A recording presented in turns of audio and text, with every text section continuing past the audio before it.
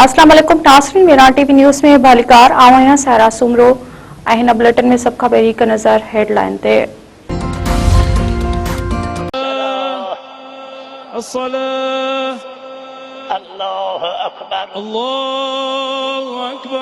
Iran जे शहीद supreme leader Ayatollah ख़ामनाई जी जनाज़े नमाज़ अदा। तेहरान जे ग्रैंड मस्जिद में आयतुल्लाह अली ख़ामनाई ऐं संदसि शहीद बातिन जी नमाज़ अदा कई वई।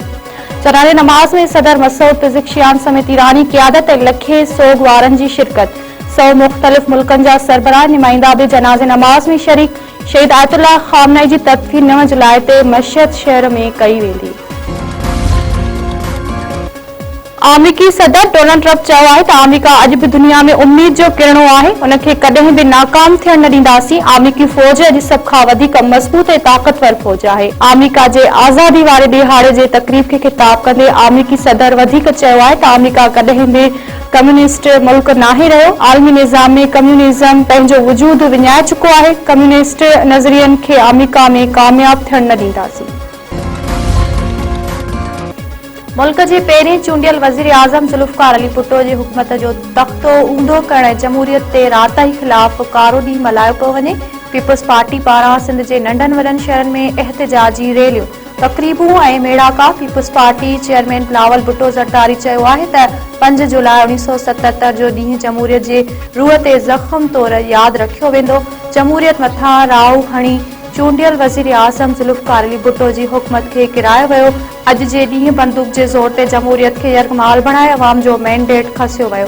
पंहिंजे बयान में बिलावल भुट्टो ज़रदारी चयो आहे त ज़ुल्फ़िकार अली भुट्टो खे बेगुनाह क़ैद ऐं सियासी इंतकाम ते बदल केस खे मुंहुं ॾियणो पियो। ज़ुल्फ़िकार अली भुट्टो कॾहिं बि आमद जे साम्हूं पंहिंजो कंधु न झुकायो। बदीन, ठठो, सकरन, मीरपुर साखरो, ख़ैरपुर नाथन शाह ऐं ॿियनि शहरनि में जियालनि जूं रैलियूं।